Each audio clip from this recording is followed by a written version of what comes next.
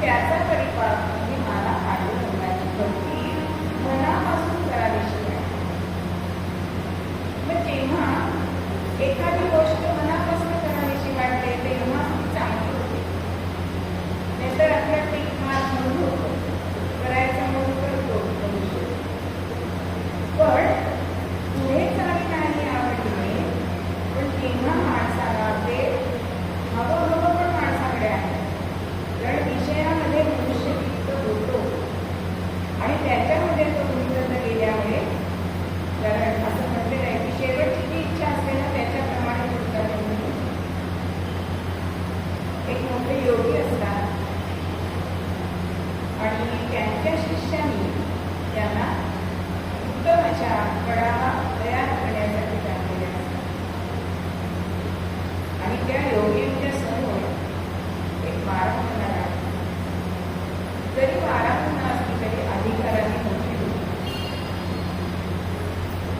सगळेजण या स्वामींना भेटायला येत आहेत, कारण आता अशी वेळ आली आहे की कधी मरण प्राप्त होईल सांगता येत नाही.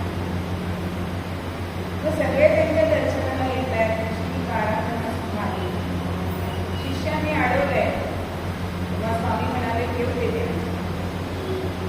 आणि ही बारामुना त्यांच्याजवळ येते आणि काय सांगते, एक वाक्य सांगते की शेवट सांभाळावं. आणि असं सांगून नमस्कार करून निघून जाते. या स्वामींच्या मनामध्ये असं आलं, त्या खडावा टाकले त्याने घालू तरी शकेल का, हा विचार येईल आणि प्राण गेला. आणि याचा परिणाम काय झाला, तुमचा जन्म चांगला झाला. आणि हे योगी असल्यामुळे ते त्या जन्मामध्ये सुद्धा संतत झाले आणि ते संत म्हणजे योगदान सांभाळ. म्हणजे इतक्या जन्मभर त्यांनी ती तपश्चर्या केली, ती भक्ती केली, पण ती शेवटची इच्छा झाली आणि तो जन्म आला. म्हणून आपल्याला शेवट चांगला साधायचा असेल तर आपल्या मुखावर भगवंताचं नाम असावं. म्हणून पूर्वीच्या काळी मुलांची नावं देवाची ठेवत असत की त्या निमित्ताने आपलं मुखामध्ये नाम येईल. पण असं हे हवं पण जे आहे ते आपलं शांत झालं, त्याच्यामध्ये आपलं मन लिप्त नाही झालं तर आपण स्थितप्रज्ञ होतो. आणि ही देवबुद्धी असते, ती देवबुद्धीकडे जायला सुरुवात होते. मग असा जो आनंद आहे की जो परमात्मा त्याच्याकडे तो आनंद आहे.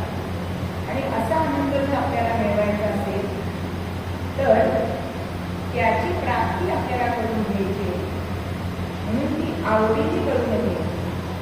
कोणीतरी सक्तीने सांगितलं म्हणून आपण होत नाही, पण आपण आवडीने जर धरलं नाही मी एक माळ करणार आहे तर ते शक्य होतं. मग असा हा आनंद परमात्मा. पण मनुष्य प्राणी हा सुख शोधत असतो आणि इथे तुकोबा आनंद हा शब्द वापरतात. मग आनंद आणि सुख याच्यामध्ये काही फरक आहे का? नक्कीच आहे. याचा तुकोबाने सुख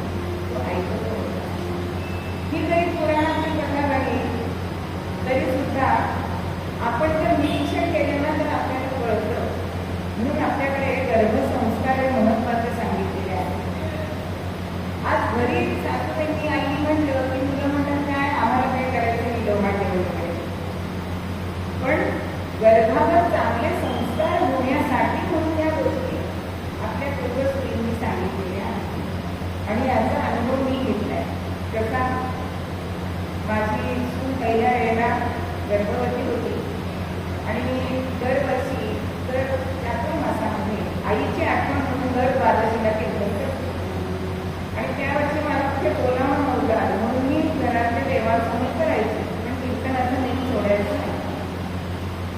आणि मग साहजिकच माझी सून ते ऐकायला बसत असते. आणि त्यावेळेला मी सगळे धर्म लावले, म्हणजे गृहस्थ धर्म, सत्य धर्म, नेम धर्म, असं सगळे 12 धर्म लावले. आणि त्याचा परिणाम असा झाला की माझी मोठी नात जी आहे तिच्या गर्भावर तो परिणाम झालाय की ती पटकन शेअरिंग करायला, म्हणजे लहान वयामध्ये आपल्याला ते जास्त कळतं की पटकन ती कोणाला दुखवणार नाही किंवा आपली वस्तू पटकन गेली. आणि दाखीच्या वेळी तुम्ही त्या कीर्तन ऐकली नाही, उलट सैराट नावाचा सिनेमा सारखी बघत होती का, म्हणजे गर्भाचे आवडी मातेचा डोळ्याने ते म्हटलेला आहे. आणि खरोखरच आज सुद्धा तिला जर रामरक्षा म्हणायला सांगितली, शिवपुराण म्हणायला सांगितलं की ती कधीही पहिल्या फटक्यात म्हणणार नाही. 10 वेळा तिला आग्रह करावा लागतो, आहे पण कंटाळा. म्हणजे जे संस्कार आपण केले जातात तसंच त्या मुलाची आवड निर्माण होते. किंवा मुलाची आवड असते की आईमध्ये त्यावेळेला 9 महिने होत असते. एखादी गोष्ट आईला आवडत नसेल पण ती त्यावेळेस खाते का गर्भाच्या आहे. मग असं जे तुकोबा सांगताय की गर्भाची आवडी मातेचा डोळा, तशी माझ्या मनामध्ये ही इच्छा उत्पन्न होते की भगवंत मातेची डोळा आहे. आणि तुका म्हणे ऐसा ओतला असे कसा अनुभव सरिसा महाकाला. ते संतांना स्वतःने अनुभव घेतला ते त्यांच्या अभंगातून प्रकट होत असतात. मग हा सच्चित आनंद जो आहे तो मला तसा मिळाला, तसाच्या तसा मी तुम्हाला या अभंगातून सांगतो आहे. जसं एखाद्या ठशामध्ये आपण माती घातली की तसाचा तसा ठसा उमटतो, तसा हा आनंदाचा ठसा माझ्या अभंगामध्ये उमटलेला. मग हा आनंद कसा असतो तर बघा, आता आपण सगळीकडे पेढे वाटतोय. एखाद्याने विचारलं पेढा कुठून खातो, कुठूनही खाणं आता गोडच लागेल.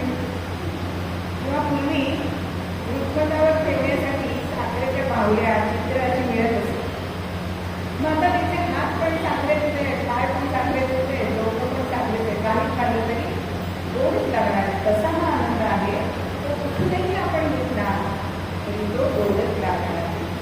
पण आपण मात्र आनंद हा विषयांमध्ये शोधत असतो आणि संत हा आनंद परमेश्वराजवळ शोधत असतात. मग संत हे आपल्याला पुन्हा पुन्हा सांगत असतात. कारण संत कसे आहेत, संतांनाचे स्मरण, संतांनाचे स्मरण, संत सुखी केवळ, नाना संतोषाचे मूळ, ते हे संत श्रीराम. संतांच्या ठिकाणी सतत आनंद हा वावरत असतो, त्यांच्या अवतीभोवती दिसत असतो. म्हणून संतांकडे गेल्यानंतर आपल्याला ती मनशांती मिळते तेवढ्यासाठी. पण आपण संतांकडे गेलो तरी सुद्धा आपल्या मागण्या त्यांच्याकडे येत असतो.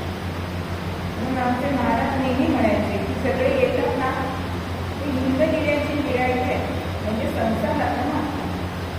पण केशर वस्त्री कोणीच मागत नाही, म्हणजे भगवंत कोणालाच नको आहे.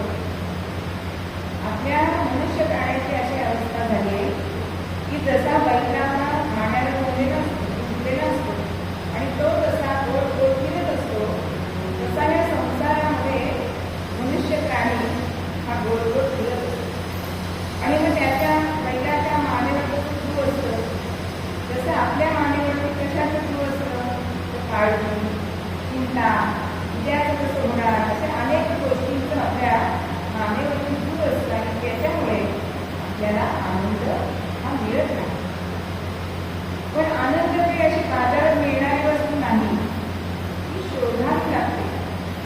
मग हा आनंद आपल्याला छोट्या छोट्या गोष्टींमधून मिळवायचा. बालकवी म्हणतात की आनंदी आनंदकडे इकडे तिकडे चोहीकडे हा आनंद सगळीकडे पसरलेला आहे. फक्त तुम्हाला त्याची दृष्टी असायला लागते.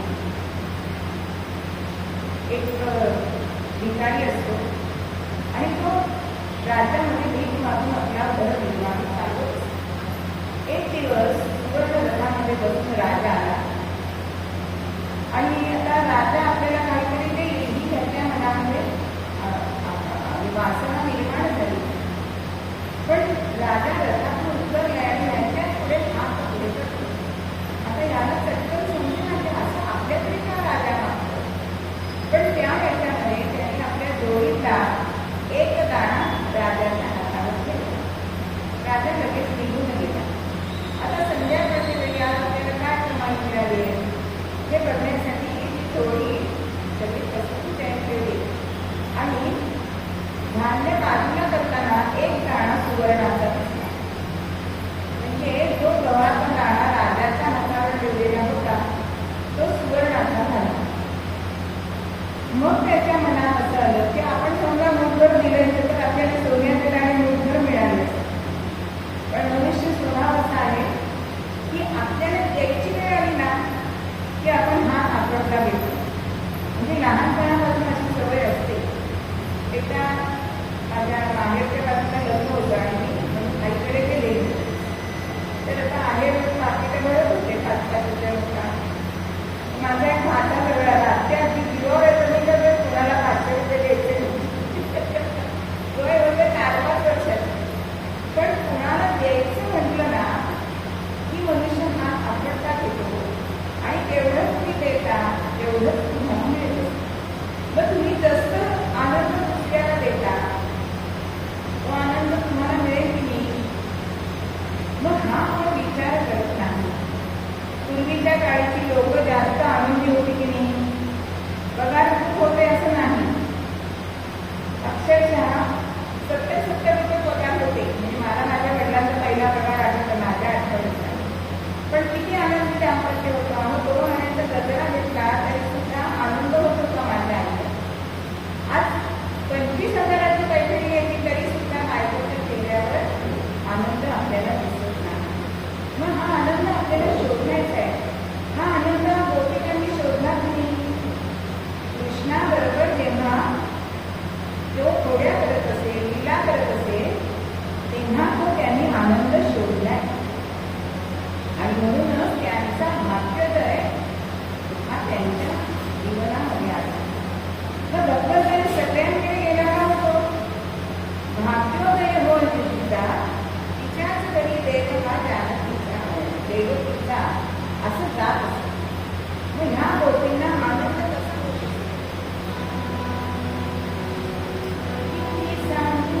सांगू पुराणा आज आनंदी आनंद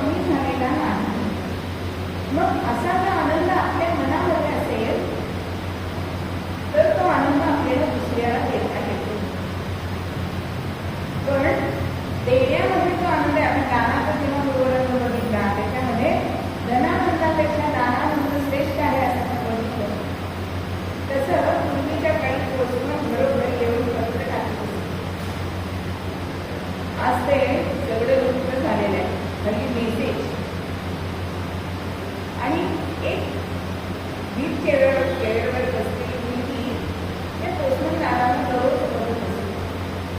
आता पायात जगला नाही, परिस्थिती हलाखीची, पण दुपारच्या टाकलेल्या उन्हामध्ये अंधारी हे पोचून काका सगळीकडे पत्र द्यायचे. पहिल्या वेळेला पाय भाजतात म्हणून आपण पाय भाजून जसं गरवत जातो तसं चालायचं. पहिल्यांदा त्या मुलीला त्याचा आनंद मिळतो. पण एक दिवस असं झालं की तिला असं वाटलं की या काकांना जर आपण चपला दिल्या तर त्यांचे पाय भाजणार नाही. आणि त्यावेळेला जेव्हा बसून काका पत्र टाकून गेले तेव्हा ती खुरडत गेली. हाताने ते पाय किती लांब आहे त्याचं माप घेतलंय आणि आपल्या आई वडिलांना सांगितले की ह्या मापाच्या मला चपला तुम्ही आणून द्या. आता आई वडील म्हणताय की तुला चालता येत नाही, तुला कशाला चपला हवे, मला हवे. आणि होता दिवाळी आली आणि दिवाळीचं पोस्टर हे घेण्यासाठी पोचून काका आले आणि त्या चपला पोस्टर म्हणून त्यांना दिली. आता चपला बघितल्यानंतर त्यांच्या डोळ्यामध्ये अश्रू गळले आणि त्यांच्या चेहऱ्यावरचा आनंद बघितला. या पांढऱ्या मुलीला सुद्धा आनंद झाला. म्हणजे दुसऱ्याला जर आपण एखादी गोष्ट दिली तर तो आनंद आपल्याला सुद्धा मिळतो.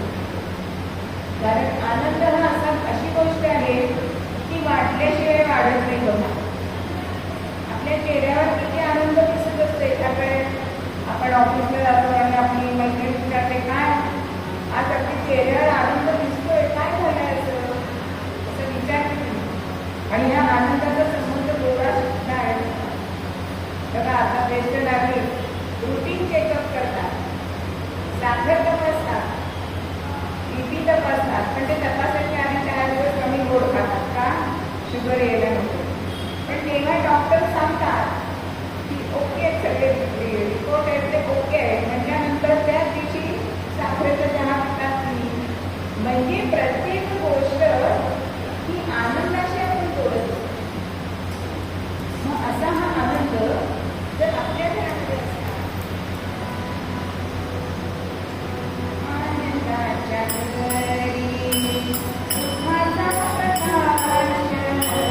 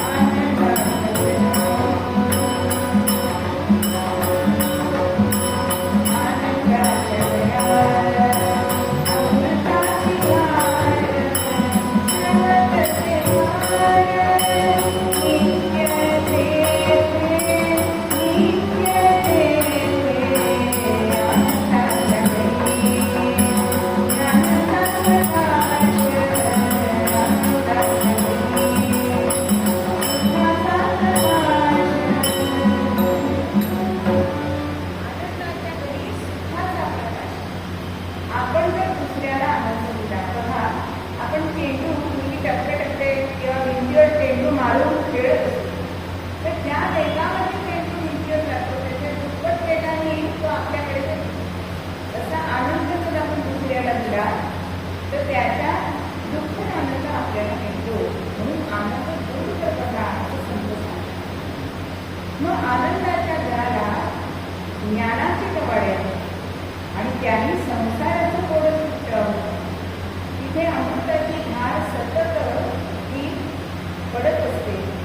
बघा जर सगळ्या घराची आपण दारं खिडक्या लावून घेतली तर सूर्यप्रकाश आत येईल का? आणि आपल्या मनाची तशी कवाडं जर आपण उघडली तशी आपण खिडक्या दारं उघडतो तरच हा आनंद आपल्या मनामधून येणार, तो तिथे येणार आहे. मग असा आनंद हा आपण सुद्धा द्यायला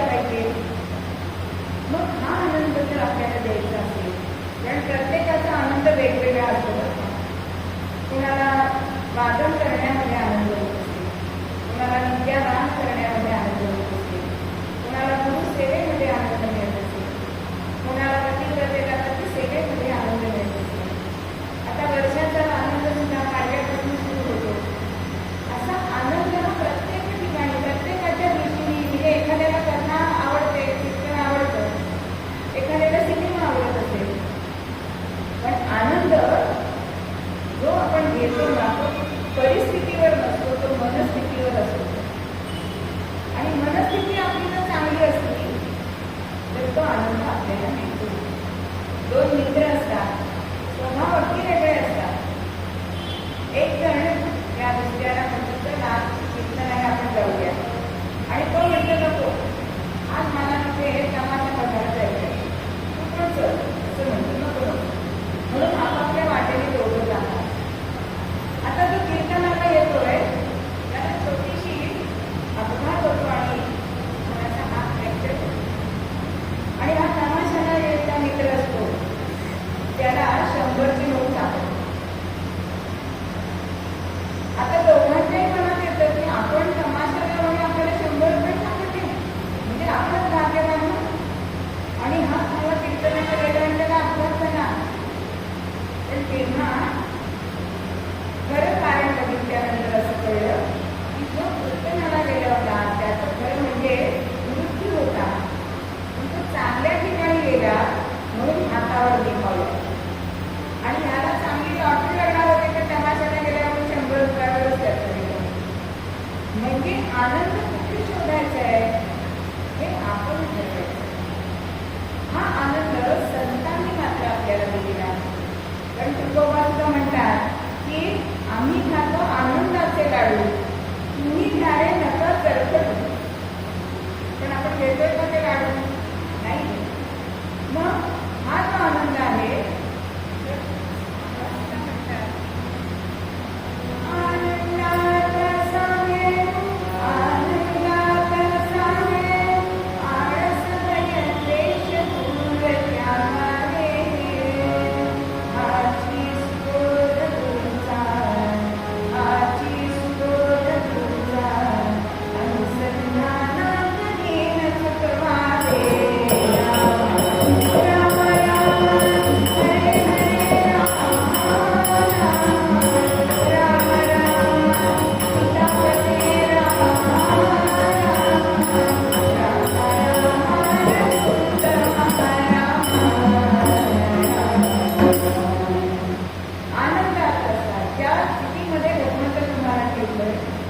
त्याच्यामध्ये आनंद होतो, त्याच्यामध्ये आनंद शोधतो.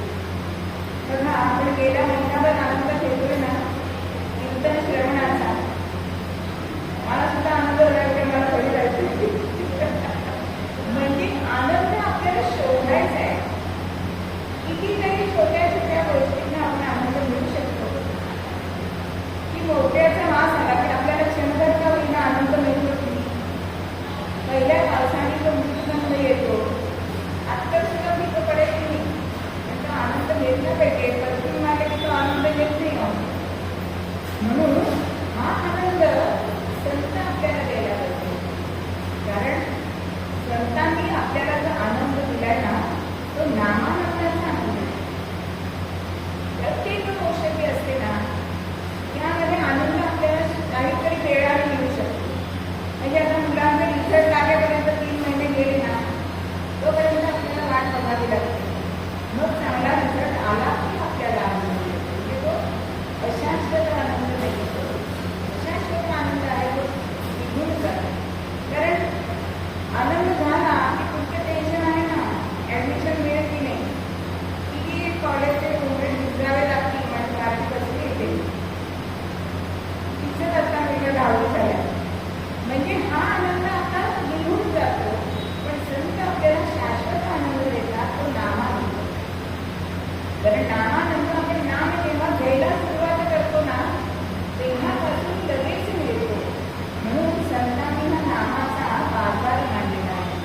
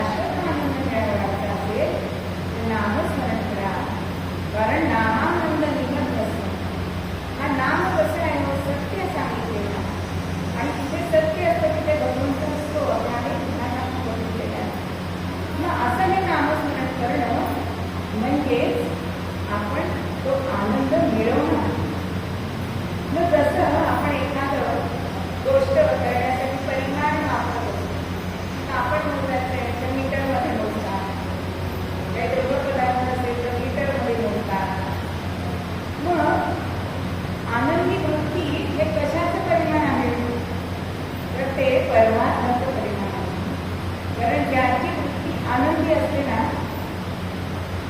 तोच परमात्म्यामध्ये पुढे जातो. आपण सगळेजण बघतो, आपण दुःखामध्ये सहभागी होतो, पण संत सुखामध्ये सुद्धा सहभागी होतात. दुसऱ्याच्या दुःखे सुखावे, दुसऱ्याच्या सुखे सुखावे. पण आपण जरी तोंडावरती कौतुक केलं तरी तो सुखतो. पण असं संतांकडे नसतं. आणि आनंद हा रिटायरमेंट नंतर खरं म्हणजे एक टॉनिक आहे. कारण आपलं आयुष्य सगळं संसार करण्यामध्ये गेलेलं असतं आणि भविष्याची चिंता असते. मुलं करतील नाही, आपलं पेन्शन पुढे नाही. आता तर इतके रेट कमी झाले की असं वाटतं की काही व्याजच मिळत नाही, अशी सुद्धा अवस्था झालेली आहे. मग वर्तमान काळात जर तुम्ही आनंद शोधा तर ते नाही का आपल्यासाठी चांगलं. कारण हा आनंद आपण शोधायचा. मग हा आनंद आपण मित्राला मनोधैर्य देऊन हे करू शकतो. एखाद्या आपल्या मित्राकडे घरी वातावरण चांगलं नसेल तर तो आपल्यापाशी दुःख सांगायला आल्यानंतर त्याला आनंदी ठेवणं, तो ह्याच्यातनं कसा मार्ग काढतील याच्यासाठी करू शकतो. अहो बाबा आमच्यानी तर कुष्ठरोग्यांच्या चेहऱ्यावरती आनंद आणला ना, उलट ते आनंद मन त्यांनी तिथे निर्माण केलं आहे.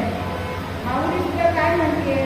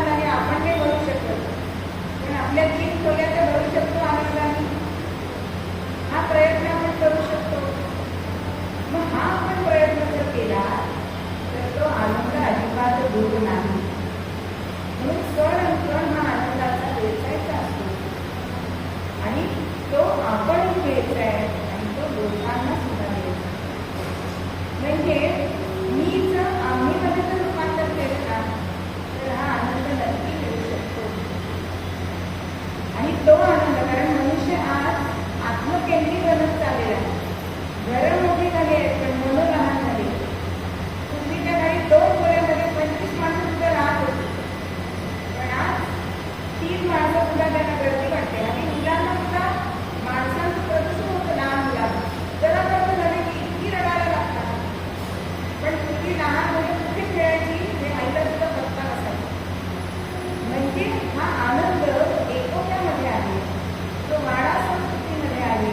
हल्ली शेजाऱ्याशी काय संबंध असतो, तुमचं पार्सल आहे किंवा तुम्ही आमच्या गाडी दारासमोर लावले बास, त्याच्यापेक्षा संभाषण नाही. पण हा आनंद हा तुझ्या डोक्याने वाढत आणि शाश्वत आनंद हा नेहमी कधीही चांगला. आणि तो आनंद जर आपल्याला मिळवायचा असेल तर तुकामुळे यायचा अवघड असेल. अहो त्या आनंदाचा तरंग हा आनंदाचा आहे. जसं पाण्यावरती एखादा दगड टाकल्यानंतर अनेक तरंग उठतात ना, तसे ह्या आनंद जर आपण दुसऱ्याला दिला तर तसं आनंद हा आपल्याला लोकांच्या चेहऱ्यावरती दिसतो. म्हणून हा आनंद आपण वाटायचा प्रयत्न करायचा. जेव्हा आपण आनंद वाटू तेव्हा तो आपल्या वाट्याला येणार आहे. आणि ह्याचा अनुभव प्रत्येकाने घ्यायचा आहे. जसा तुकोबांनी घेतला तसा हा अनुभव जर आपण प्रत्येकाने घेतला तर आपल्याला सुद्धा अनुभव नक्कीच येऊ शकतो. आणि असा आनंद हा तुम्ही मिळवा आणि तो आवडीने मिळवा. त्याच्या त्या आनंदाचे तरंग सुद्धा आनंदच आहे. कारण हा सच्चित आनंद तो परमात्माच आहे असं मूलतः त्या व्याख्यानात. आनंदाचे डोली आनंदात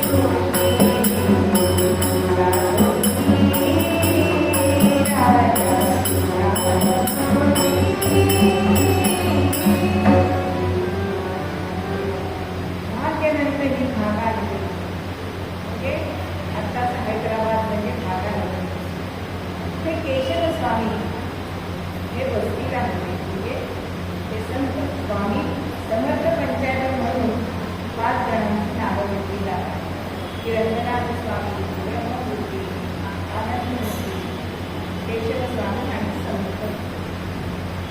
आणि या नागा नगरीमध्ये रंगनाथ स्वामींची कीर्तनं चातुर्मास चालू होती. पण कीर्तन कसं असावं समर्थांनी सांगून ठेवलं. तो हरी कीर्तन मन ठेवून ईश्वरी, मन ठेवून ईश्वरी, जो हरी कथा करी तोच या संसारी धन्य प्राणा.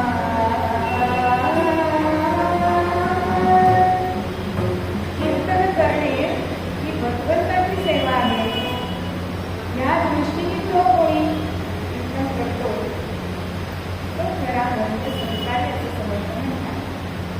आजकालचे कीर्तनकार सांगतात की आरती करा, आरती करा. आरती करा म्हणजे काय? मोठा टाका, आपलं झालं आहे, नाण टाकल्याने जड होतो असे विनोदाचा भाग सोडू दे. पण रंगनाथ स्वामींची कीर्तनं ही 4 महिने जातात आणि अत्यंत रसाळ वाणीने ही कीर्तनं चालली आहेत.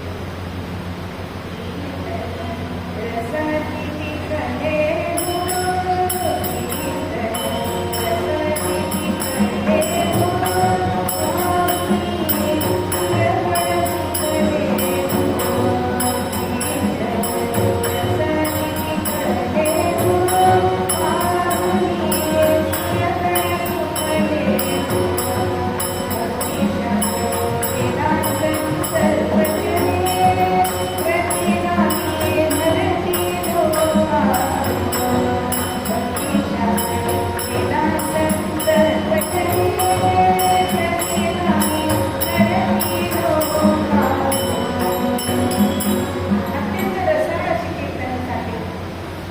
त्याच्यामध्ये नाममहिमा सांगतायत, संत महिमा सांगतायत, वेद शास्त्र असं सगळं सांगून लोकांना भक्ती मार्गावर आणण्याचं काम रंगनाथ स्वामी करतात. आणि त्यावेळेला देवळात खूप गर्दी असेल. त्यावेळेस दूरदर्शन नव्हतं आणि त्यामुळे सगळेजण कथा कीर्तनाला येत असत. आणि असे हे सगळेजण इतकं हे कीर्तन छान झालं की जणू काही देवता सुद्धा ते कीर्तन ऐकायला येत आहे की पाहुणी सूर्यजण झुकले. आणि अशा या कीर्तन ऐकण्यासाठी दररोज एक म्हातारे आजीबाई येत असते.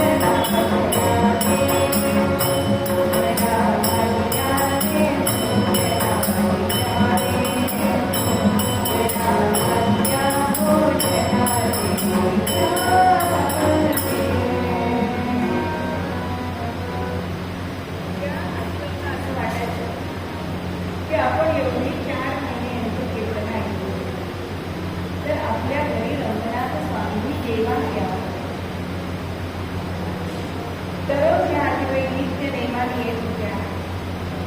आता कीर्तन जशी संपतायत तसं लोक त्यांना घरी बोलवत आहेत. त्यांचा शिष्य परिवार त्यांच्याबरोबर जातो. कोणी त्यांना वस्त्र देत आहेत, कोणी थोडं दूध देत आहेत. आपापल्या परीने सगळेजण करतात. आणि आता उद्या कीर्तन संपणार. आता या आजीबाईंना वाटतं त्या दिवशी कीर्तनाला आले तर कीर्तनात एक म्हणून सांगताय की खरंच येतील का माझ्या घरी. मी त्यांना खरोखर गुरुस्थानी मानले नाही. तर दुसरं म्हणून म्हणतंय का नाही येणार. परवाच कथा सांगितली त्यांनी की रामाने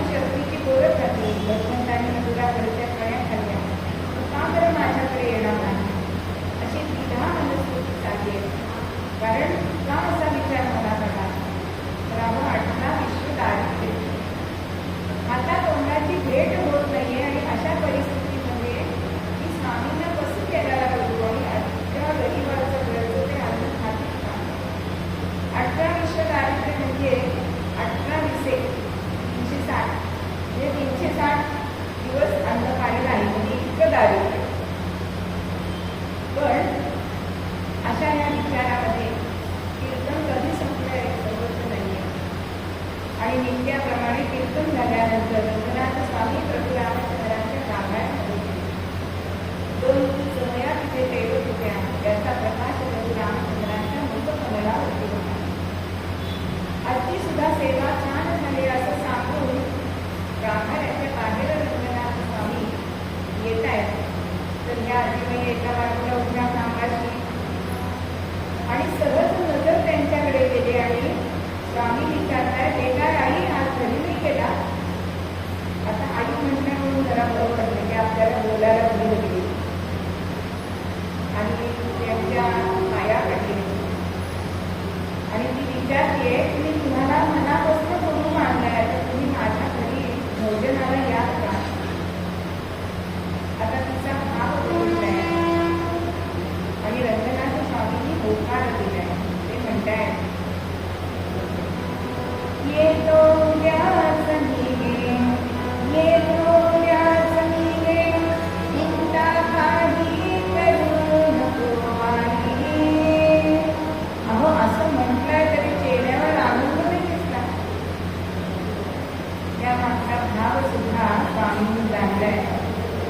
तरीही काही नको रे, तरीही काही नको रे, एकाही येत से बरे पाही.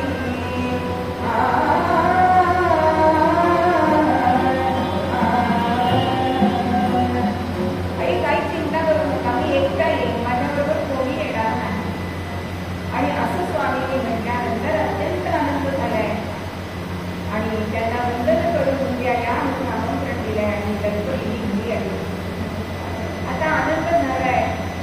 हा आनंदात काय काय करायचं खरं म्हणजे घरात काही नव्हतं, पण मनाला एक उत्साह आलाय आणि रात्री आनंदाने झोप लागून गेली. सकाळी कपडा हरवलाय आणि लक्ष्मीने उठले, सडा सारण केलाय, स्वागतासाठी छानशी रांगोळी काढली आणि सकाळच्या वेळेला रिक्षा मागायला गेली. ज्वारीचे काही दाणे मिळाले आणि नात्यावर करा ज्वारीच्या त्या कण्या दळल्या, ज्वारीच्या त्या कण्या दळल्या,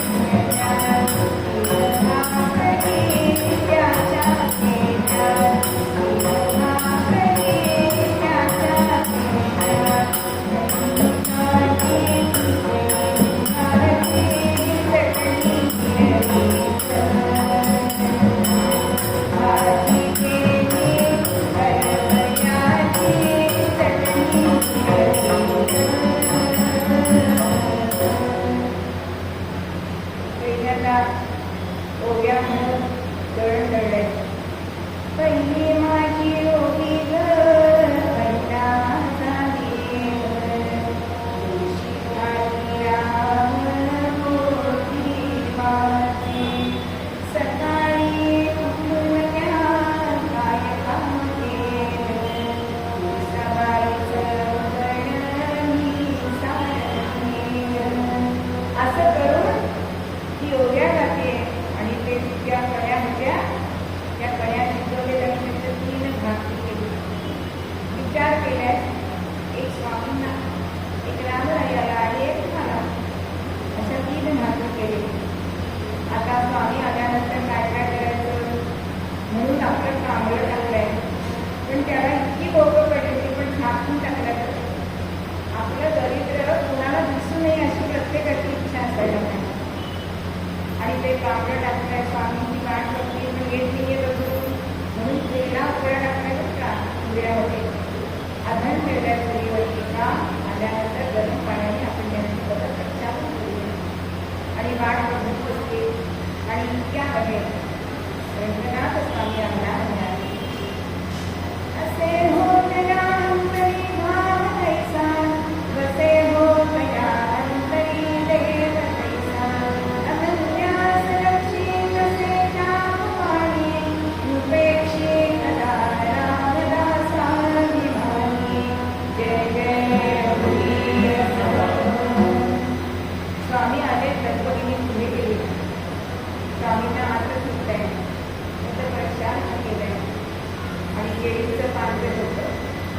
गती नैवेद्य वाढण्यात. स्वामींना सांगते की आपण नैवेद्य समर्पण करा. आता तो भाव भक्तीने केलेला स्वयंपाकावर 3च पदार्थ होते, म्हणजे अंतःकरणपूर्वक केलेले होते. आणि असा हा प्रसाद नैवेद्य समर्पण करताना रंगनाथ स्वामींच्या मनात आलाय की हा प्रसाद समर्थांना मिळावा आणि समर्थांना आमंत्रण दिलंय.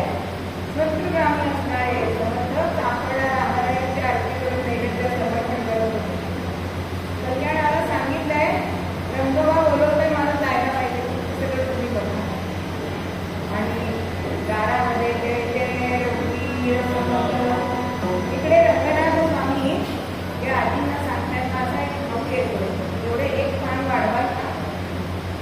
ती म्हणजे ठीक आहे, एक त्यांना आणि एक आम्हाला, असा हिशोब करते. ठीक आहे मिळाली म्हणून एक पान वाढवले. आता समर्थ तिथे आले आणि म्हणताय की रंगोबा आपण ज्या नगरीत त्याला नको म्हणा. अहो असं करता करता रंगनाथ स्वामी आले, जयदेव स्वामी आले, ब्रह्ममूर्ती आले. असं करता करता 5 माणूस आली वाढायला सांगतायत. आणि मी म्हणजे 3च भाकरी केली आहे आणि आता वाढू कसं? मनात म्हणजे गर्व करायला गेले आणि गर्व करायला रामरायापाशी जाते, देवांशी जाते आणि प्रार्थना करते. सर्वेश्वर सर्वेश्वर जानकी जानामान, सर्वेश्वर सर्वेश्वर जानकी जानामान, नको दुनियानी बनाना.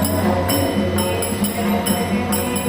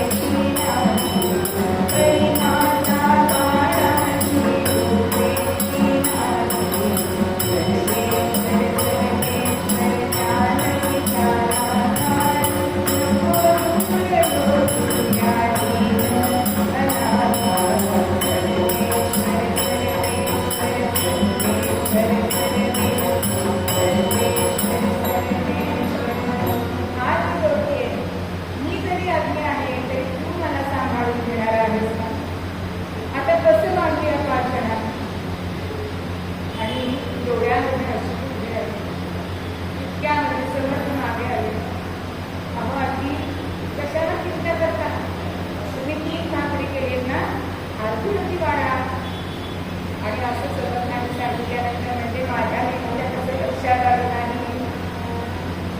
आता आनंदाने 5 जणांना वाटलंय आणि सगळ्यांना स्वस्त भोग्य सांगते. पैसे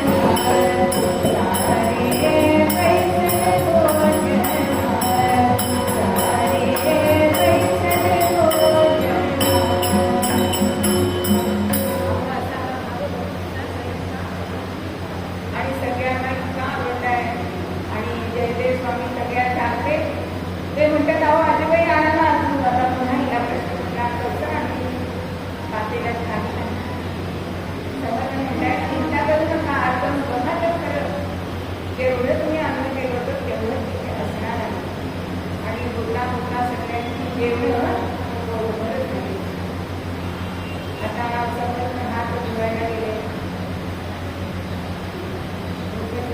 तुळशी पत्र हातामध्ये दिली आणि रंगोबा या आजीबाईंना विचारतायत, समर्थांनी विचारलं तर काय मागणार? आता एवढं दारिद्र्य म्हणाली 2 रुपये तुरगडे मागली. रंजनाथ म्हणतायत, मी सांगीन ते मागायचं. काय मागाल? तुम्ही जो आनंद घेताय तो आनंद तुम्ही मला द्या, असं समर्थांनी विचारल्यानंतर सांगायचं. इकडे हात करून समर्थ आले आणि रंगोबाबा म्हणतात, एवढं छान आपल्याला त्यांनी जेवण दिलंय, त्यांना काहीतरी द्यायला पाहिजे. रंगोबा म्हणतात, तुम्हाला त्याच्यासाठीच बोलवलंय. आणि मग त्या आजीबाईंना समर्थांनी जवळ बोलवले. काय हवंय आपल्याला? तेव्हा ते आजी सांगतायत, रंगोबांनी सांगितले, तुम्ही जो आनंद उपभोगताय, ज्या आनंदामध्ये तुम्ही आहात तो आनंद मला तुम्ही द्या. आणि एवढं आजीबाईंनी म्हटलंय आणि समर्थांनी त्यांना समोर बसायला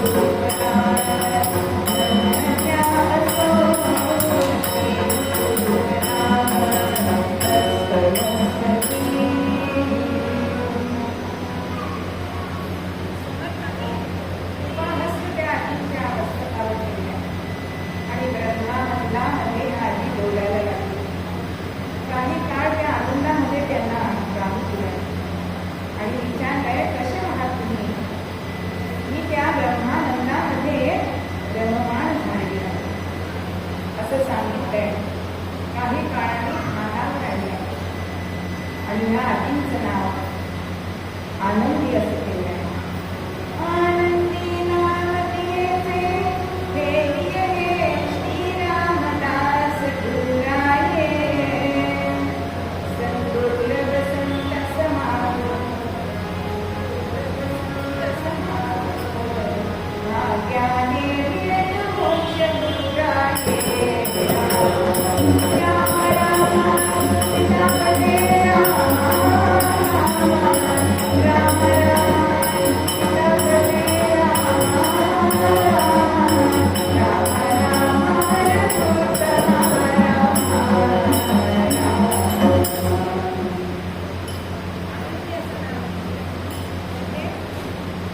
दर्शन जरी आपल्याला झालं तरी सुद्धा आपल्याला हा लाभ होऊ शकतो. तो शाश्वत आनंद आहे, तो आपल्याला मिळू शकतो. पंचायतन दर्शने दुःख गेले, पंचायतन दर्शने दुःख गेले, दया दर्शने आज सौख्य मिळाले.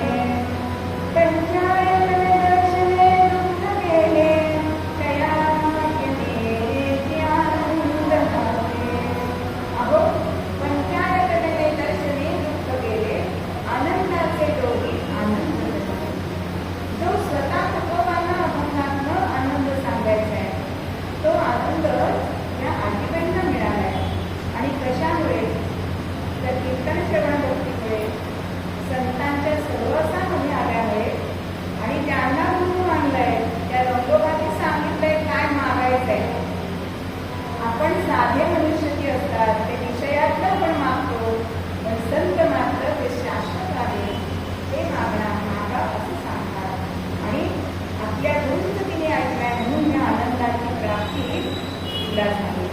मग अशी आनंदाची प्राप्ती जर आपल्याला घ्यायला आली असेल तर आपण ते पूर्ण रंगामध्ये आनंद कसा मिळवावा हे जायचं. इथे आपण आचरणात आणलं तर तो आनंद आपल्याला